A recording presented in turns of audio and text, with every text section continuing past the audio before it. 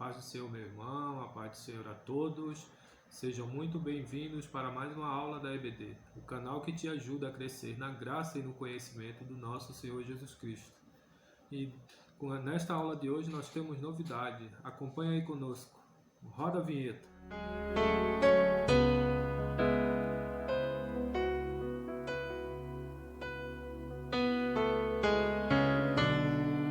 Bem, já estamos de volta para darmos a nossa aula. E se você gostou dessa nova atualização do nosso canal, olha aí, ó, deixe seu like, né? Se inscreva no canal se você ainda não é inscrito, ative o sininho das notificações para que quando tiver um vídeo novo, você seja o primeiro a ser informado.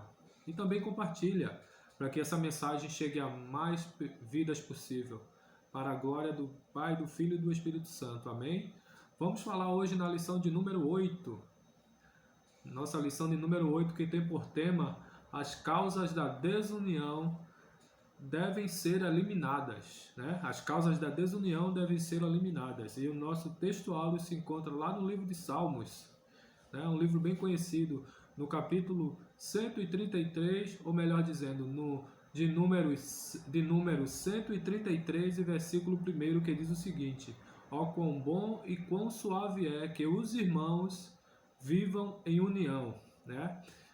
E a nossa verdade prática, ela vai nos falar o seguinte: a união é uma força indispensável para a igreja. É um testemunho diante do mundo e um estímulo para o crescimento da obra de Deus. Isso é uma realidade, né? E a nossa leitura bíblica em classe se encontra lá no livro de Neemias, personagem que estamos falando muito hoje. Neemias, lá no capítulo 5, versículo 1, capítulo 5, versículo 1, depois do 6 ao 12. Amém? Nós vamos falar um pouquinho sobre muitas coisas que aconteceram, né? Quando o povo voltou lá de Jerusalém, ou melhor dizendo, lá da Babilônia para Jerusalém, né? Quando o rei Ciro, ele foi despertado pelo Espírito do Senhor, e que despertou o seu Espírito para libertar o povo e fazer o povo voltar do cativeiro para Jerusalém. Amém? E aqui vai estar, eu vou deixar aqui a sugestão aqui em cima, a sugestão da aula anterior, tá? Se quiser aí, ó, clique aí e assista a aula anterior, que vai falar mais sobre o rei Ciro, e as aulas anteriores sobre o rei Ciro, sobre a construção dos muros de Jerusalém, sobre a construção do templo, sobre os despertamentos que Deus deu aos outros personagens. Vai estar tudo aqui em cima, aqui no aviso, aqui no card, né? Sobre essa lição, amém? Mas hoje nós vamos falar um pouquinho sobre a lição de hoje, né? Que nós devemos o quê? Nós devemos, essa causa dessa desunião devem ser eliminadas, né? Porque nós somos cristãos, somos seguidores de Cristo Jesus, e Ele como cabeça e nós como corpo devemos estar unidos, devemos estar bem ajustados, amém? E eu vou falar um pouquinho aqui do primeiro tópico, que tem por título o primeiro tópico: a união caracterizava os judeus libertos do cativeiro, né? Essa era a união quando eles foram libertos do cativeiro. Que união era essa? Os judeus professavam a fé num Deus verdadeiro, né? Professavam a fé ao mesmo Deus, adoravam ao mesmo Deus, adoravam o Deus lá no templo que o Senhor despertou lá Zorobabel, Jesus e os demais para ir lá e construir o templo, né? Em cima dos alicerces do antigo templo lá, do templo de Salomão. Deus os despertaram e eles foram lá depois do cativeiro, que voltaram para Jerusalém, e assim edificaram aquele templo. E ali fizeram a solenidade, e todos eles estavam unidos, né? Todos eles professavam a mesma fé, faziam o mesmo rito, apresentavam os mesmos sacrifícios. Todos eles criam no Deus do Moisés, né? Do livro da lei. Então, eles estavam unidos neste propósito, né? E também eles haviam experimentado também o despertamento que Deus deu ao rei Ciro, também deu a eles, né? Deu esse despertamento de descer, subir lá da Babilônia para Jerusalém, né? E ali fazer tudo aquilo, edificar o templo, como eu falei, construir os muros, reconstruir toda a cidade. Deus deu esse despertamento. E por isso que havia união com eles, né? E também, né, eles experimentaram algo novo depois que foram libertos. Algo, na verdade, que eles sentiam, mas fazia muito tempo a qual eles estavam cativos, 70 anos, né, no cativeiro lá, que eles ficaram, e aí voltaram para lá, para Jerusalém, onde Deus já havia dito, eu já citei esse versículo aqui em algumas outras aulas, Jeremias 29:10, né, que depois de passar dos 70 anos, vocês voltariam ao mesmo lugar, os seus fariam tornar ao mesmo lugar, e assim aconteceu, né? Porque Deus não é homem para que minta, nem filho do homem para que se arrependa. Ele não mentiu. Tudo que ele falou se cumpriu, amém? E nós podemos aqui fazer uma comparativa entre o povo de Israel que nós, seguidores de Cristo, ou a igreja também, a igreja primitiva, que até hoje, assim como nós, eles professavam a mesma fé no mesmo Deus, né? Aqui vai dizer que todos nós experimentamos o novo nascimento, né? Esse novo nascimento que é em Cristo Jesus, que nos transformou, nos libertou, abriu os nossos olhos, né? E assim nós professamos essa fé no Senhor Jesus, que Ele é o único Salvador, Ele veio para ser Salvador do mundo, né? Para ser Salvador de todos os homens, né? Ele não veio para ser rei aqui, Ele veio sim para ser Salvador. Ele é rei lá nos céus e a época dele reinar aqui sobre a terra chegará, mas isso é um assunto para um outro tema, amém? E o que aconteceu também? Que esta nossa união, ou esta união dos judeus, não se baseia em nacionalidade, nem a nossa, nem dos judeus, né?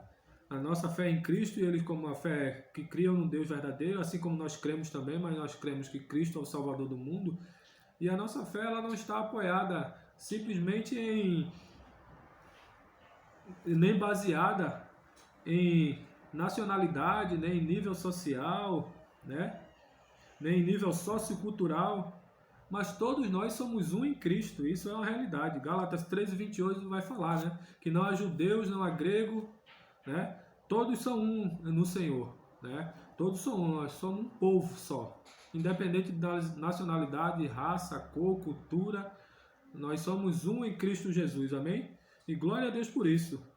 E esta união é que nos faz forte. Essa união é que nos faz seguir em frente, seguir com Jesus. Porque o que acontece? Sempre que uma ovelha ela está sozinha, ela é muito mais fácil ela ser devorada pelo lobo, ou muito mais fácil, ela fica mais vulnerável. Só que quando está juntamente com as 99, vou usar essa expressão, ela se torna mais forte, porque está sendo protegida por outras ovelhas que está junto, e acima das ovelhas está o nosso sumo pastor, né? Nosso Senhor Jesus Cristo, que Ele próprio disse, eu sou o pastor. Eu sou o bom pastor, não é nem um pastor, eu sou o bom pastor. E o bom pastor dá a vida pelas suas ovelhas, amém? Glória a Deus por isso, né? E essa união é que nós devemos continuarmos juntos, continuarmos firmes, né? Por mais que nós sejamos diferentes, mas nós somos corpo. Nós somos o corpo de Cristo, cada um com a sua finalidade, cada um com o seu papel, né? Que o Senhor é o cabeça e vai nos direcionando a cada um que somos o seu corpo, mas nós devemos ficar juntos, né? Porque o que acontece? Aqui o sábio Salomão vai dizer lá no livro de Eclesiastes, capítulo 4, versículo 12, a parte B, que diz o seguinte, que o cordão de 3 dobras não se quebra facilmente, ou não se quebra tão depressa, porque ele está unido, ele está entrelaçado. É assim que nós devemos estar na união do Senhor, né? E assim como os judeus estavam. Mas o tema da nossa lição é bem enfático, né? Nós devemos afastar o quê? Né? Nós devemos afastar ou eliminar, né, essa causa que é da desunião. E nosso tópico de número 2 vai falar que essa união que eles tiveram, que eu falei antes, né, estava ameaçada. Que ameaça era essa? O que acontecia o seguinte, os povos mais ricos, os nobres, né, que quando o povo judeu subiu da Babilônia para Jerusalém, ele era um povo muito pobre, né? Era um povo bem pobre, por quê? Porque quando ele for escravo, as suas riquezas foram todas levadas pelo rei Nabucodonosor. E ele, ao voltarem, eles voltaram muito pobres, né? Dependentes. Só que tinha uma parcela desse povo que tinha dinheiro, que eram ricos e nobres, né? Eram pessoas com condição ou com uma vida social muito melhor. E o que é que eles fizeram?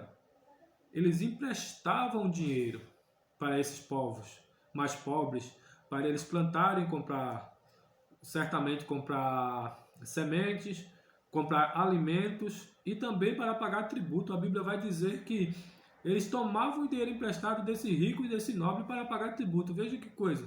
Para pagar tributo, para pagar impostos.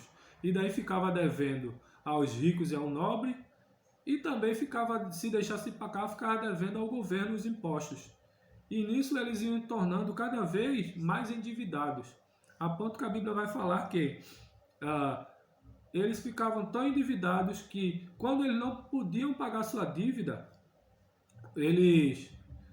aqueles que eles tomaram emprestado tomavam suas casas, tomavam suas fazendas, suas terras e até os seus próprios filhos eles tomavam como pagamento daquela dívida. Tanto é que se levantou um grande clamor no meio do povo e Neemias, ele foi, como os irmãos sabem, na lição anterior já foi falado que Neemias foi proclamado, foi nomeado governador de Israel, melhor dizendo, governador de Jerusalém por o rei Artaxerxes, a qual o permitiu ir lá para Jerusalém para fazer a reconstrução do muro, né? Então, esse grande clamor chegou aos ouvidos de Neemias de uma tão grande forma que o que é que ele fez? A Bíblia vai dizer que ele se enfadou, né? Ficou enfadado de tanto ouvir a reclamação do povo contra os ricos e os nobres, né? E assim o governador Neemias, que ele era governador, né?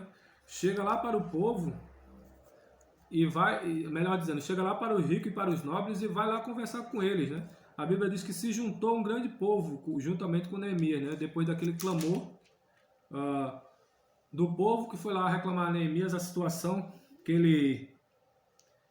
eles estavam passando, né? Pela aquela dificuldade, os ricos e os nobres, os escravizando, essa é a palavra, eles eram escravos. Eu vou ler aqui no capítulo 5, versículo 7 do livro de Neemias, que diz o seguinte: E considerei, disse Neemias, comigo mesmo no meu coração. Depois pelejei com os nobres e com os magistrados, e disse-lhes: usuras tomais cada um de seu irmão. E ajuntei contra eles um grande ajuntamento. Né? Ao versículo 8 vai dizer: e disse-lhes: nós resgatamos os judeus, nossos irmãos, que foram vendidos a gentes, que foram vendidos a gente segundo as nossas posses, e vós outra vez venderíeis a vossos irmãos, ou vender-se-iam a nós? Então se calaram e não acharam o que responder. Ou seja, o que é que ele disse? O que é que ele estava dizendo aqui? A primeira parte lá no versículo 7, que ele vai dizer, ou melhor dizendo, no versículo 8, né? No versículo 7 ele foi lá e pelejou, se preparou e foi lá conversar com os nobres e os ricos, né? E os magistrados. E nisso houve um grande ajuntamento para poder fazer isso, né? E no versículo 8 ele vai dizer, com usura, né? E com usura fazer isso com os vossos irmãos, né? E com usura tomais cada um de seu irmão, e com usura. Mas o que é usura, irmão? Usura é um termo usado para se referir a cobrar juros, né? No livro da lei, vai falar lá no livro de Êxodo, no livro de Números, né? Que era proibido de cobrar juros acima do permitido da lei. Ou seja, eles estavam cobrando juros exorbitantes, um juro tão alto que o povo não poderia pagar. Então eles estavam à margem da lei. Nós conseguimos caracterizar hoje, ou comparar, melhor dizendo, com o agiotismo de hoje, que cobra juros muito acima, ele cobra juros com usura, né? É essa mesma frase que Neemias usou para os nobres e para os ricos. com usura tomaste contra teu irmão, ou seja, tu colocasse um juros, um fardo tão pesado nas costas do teu irmão que ele não vai conseguir pagar. E ele ainda disse mais, né? Ele ainda disse mais no versículo 8, como eu li, né? Isso do usura no versículo 7. E no versículo 8 ele disse: E disse-lhes: Nós resgatamos os judeus, nossos irmãos, que foram vendidos a gente segundo nossas posses. Ou seja, ele tinha o dinheiro, ele tinha posse, e o povo, os irmãos dele, os judeus, como ele falou, tinha sido vendido para gentes. E assim eles compraram os irmãos de volta. E agora, ele, com essa usura, com esses juros tão grande, alto, eles tomavam tudo que os seus irmãos tinham e ainda mais seus filhos e os venderiam certamente como escravos para poder pagar a dívida, né? Mas Neemias foi ali, mediou aquela situação, né? E conseguiu com esse argumento que eles ficassem calados. Tanto é que mais na frente a gente vai ver que Neemias vai solucionar o problema, né? Mas por que os ricos e os nobres fizeram tal coisa? A coisa principal que tem é falta de amor, né? A Bíblia vai dizer que falta de amor, né? Que eles fizeram isso, porque a Bíblia diz que nós devemos ajudar os pobres e os necessitados, né? Aqueles que estão precisando. Se eu tenho condições melhores, né? Se eu tenho uma vida melhor, eu devo ajudar aquele que está necessitado, aquele pobre necessitado, como a Bíblia vai falar. E por falta de amor, ele queria enriquecer ainda mais com a dificuldade do seu irmão, sabendo que ele não teria como pagar aqueles juros exorbitantes, mas igual eles os cobravam da mesma forma eles o cobravam, mesmo sabendo que eles não conseguiriam pagar. Então, isso é falta de amor com o seu próximo. E como falta isso nos dias de hoje? A gente estamos vivendo num momento ímpar da nossa história, onde muitas pessoas têm sido infectadas, têm ficado doentes aí com esse vírus, têm morrido. E a economia também tem enfraquecido e as pessoas têm ficado muito mais pobres, têm ficado muito mais dependentes, têm precisado mais de ajuda, né? E como muitas pessoas, por falta de amor, deixam de ajudar. Mas glórias a Deus que tem muito, inclusive no nosso meio, na nossa igreja, né? Nas Assembleias de Deus. Deus tem aberto os olhos, tem iluminado o seu entendimento para que ajudeis aqueles mais necessitados. Glória a Deus por isso. Amém? E Neemias, como eu falei, naquela mediação ali, Neemias o calou e ali solucionou o problema. Mas como foi isso? Vamos ver como foi a solução do problema. Isso é o nosso tópico de número 3, que vai dizer o seguinte: Neemias solucionou o problema. Como Neemias fez isso? Reunindo o povo, como eu falei, né? Reuniu o povo e lembrou a todos que os irmãos mais pobres estavam sendo literalmente escravizados, né? Ele, como eu falei no tópico anterior, ele expôs para os nobres e para os magistrados, dizendo que eles estavam sendo escravizados, que eles estavam escravizando, melhor dizendo, seus irmãos, né? E que parasse de fazer isso, porque isso não agradava a Deus. Isso não era da vontade de Deus para a vida deles. E assim, Neemias deixou-os calados, mas também para solucionar, ele fez uma proposta. Que proposta foi essa? Está lá no livro de Neemias, eu estou com o livro de Neemias aberto aqui, ó. Capítulo 5, versículo 10 e 11, que ele vai dizer o seguinte: Também eu, meus irmãos e meus moços, a juro lhe temos dado dinheiro e trigo. Deixemos este ganho. Versículo 11. Restitui-lhes hoje. Essa foi a proposta que Neemias fez para ele. Restitui-lhes hoje. Vos peço as suas terras, as suas vinhas, os seus olivais e as suas casas, como também o 100º do dinheiro, do trigo, do mosto e do azeite que vós exiges dele, né? Ele diz: restitui tudo isso a eles, não cobra mais esses juros, né? E o próprio Neemias usou o seu exemplo, que ele também tinha uma condição, ele emprestou, né? Ele vai falar no capítulo 10, também eu, meus irmãos e meus moços, a juro lhes demos o dinheiro, né? A juro lhe demos o dinheiro e trigo. Deixemos este ganho, né? Nós não quisemos, ou seja, ele quis dizer: eu não quero ganhar a juros exorbitantes em cima dos meus irmãos. Façai vós também dessa forma, né? Foi essa a proposta que Neemias fez para ele. E assim solucionou, né? E a Bíblia no decorrer vai dizer que eles aceitaram essa proposta de Neemias e então não cobraram mais, né? Não cobraram mais juros exorbitantes, não cobraram mais o centésimo do valor do trigo, né? Da casa, né? Das terras e tal.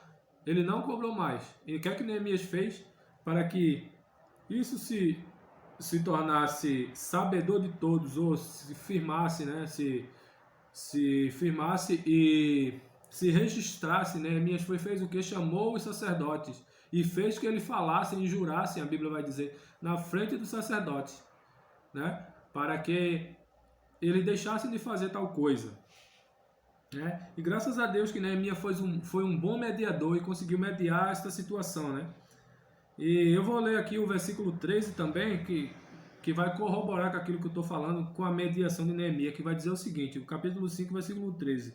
Também o meu regaço sacudi, né? Disse Neemias e disse, assim sacuda Deus todo o homem da sua casa e do seu trabalho que não cumprir esta palavra. Foi esse acordo que eles fizeram, né?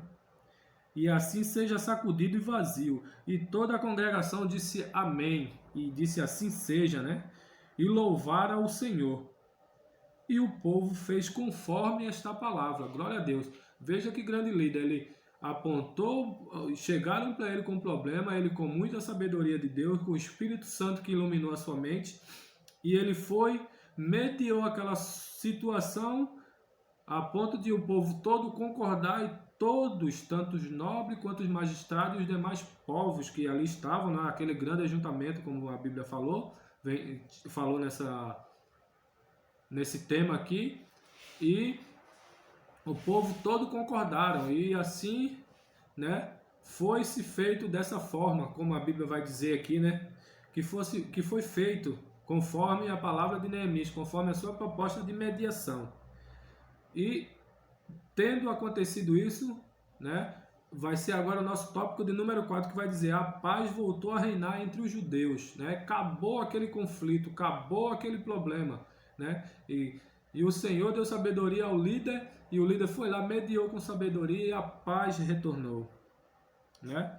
E isso aqui vai dizer que faz parte das atribuições, né, do ministro, manter a boa ordem na igreja. Ele deve enfrentar os problemas com humildade, imparcialidade e com sabedoria de Deus, né? Tem que saber mediar, tem que saber ser manso e humilde para mediar, para conversar, né? Que é a atribuição de um ministro quando chega um problema. Não vamos esconder o problema, nem botar debaixo do tapete, né? Nem colocar dentro da gaveta ou fazer ou fingir que nada aconteceu, e sim ir em cima do problema e resolver o problema. Foi isso que Neemias fez, né? E isso é que é a atribuição dos ministros da casa do Senhor, né? Amém? Porque se assim não fizer, se fizer diferente, você vai entristecer o seu irmão. A Bíblia vai dizer também que entristece tais coisas, entristece o Espírito Santo de Deus, né? A desunião também destrói a comunhão e o amor entre os irmãos. Coisa tão preciosa na igreja, né? Por um lado vai entristecer o Espírito Santo, que ele não quer ver a igreja dividida, porque na divisão Deus não vai operar, né? Cristo não vai salvar. Onde há uma divisão, tem que haver união para poder se anunciar o Evangelho e Cristo salvar a vida. Se houver divisão, não vai haver salvação e o Espírito Santo vai ficar muito triste. E também vai haver o quê? Vai destruir aquela comunhão que um irmão tem com o outro, né? O versículo vai dizer, ó quão bom e quão suave é que os irmãos vivam em união. O nosso textuário tem falado, ó quão bom e quão suave que você viva em união. Então, se não vive, se vive em desarmonia, em desacordo, em brigas e fofocadas e disse-me-disse e mentiras, tudo isso vai entristecer o Espírito Santo e vai fazer com que haja desunião na igreja e haja divisão, haja grupo de divisão. E o nosso Senhor não quer isso, quer que nós permanecemos unidos para a glória dele, né? Para que o evangelho dele seja anunciado e o nome dele seja engrandecido para a glória dele, amém? E com isso, qual é essa lição que nós tiramos, ou que nós tiramos de tudo isso, desse tópico de hoje? É que onde há desunião, Deus não vai operar, né? E onde houver uma desunião, houver uma discórdia, os nossos ministros devem entrar em ação, né? Os nossos líderes devem entrar em ação e assim mediar aquela situação e fazer com que, fazer uma proposta, assim como Neemias fez, que seja bom para os dois lados, né? Que haja com humildade e imparcialidade, né? Essa é a lição que fica para nós, para que nós estejamos unidos como um corpo bem ajustado, como vai dizer lá no capítulo 2 do livro de Efésios, né? Que o corpo é bem ajustado, onde Cristo é o cabeça, né? Ele vai falar um pouquinho também sobre isso, né? Glória a Deus por isso. E assim essa é a lição que nos fica, né? Que nós devemos viver unido e mediar os conflitos, né? E assim encerrar toda a discórdia, tudo aquilo que desagrada ao Senhor e que entristece o Espírito Santo, né? E devemos estar em união, em harmonia, para a glória do Deus Pai, Deus Filho e do Espírito Santo. Amém? Com isso eu concluo e quero agradecer a você que ficou conosco até o final desta aula da Escola Bíblica Dominical aqui do Distrito 12, Restinga e Porto Alegre. Amém? Que Deus abençoe a sua vida, que Deus abençoe a sua família. Tenha todos uma ótima semana. Amém? E curta nossa página EBD Restinga no YouTube e também no Facebook. Se inscreva no nosso canal do EBD Restinga no YouTube, se você ainda não é inscrito, e compartilha, como eu falei lá no início, para que essa mensagem possa chegar a mais vida possível e o nome do Senhor Jesus Cristo ser glorificado e muitas vidas serem salvas para a glória de Deus, Pai, Deus Filho e do Espírito Santo. Muito obrigado e uma ótima semana a todos em nome do nosso Senhor Jesus Cristo. Amém e amém.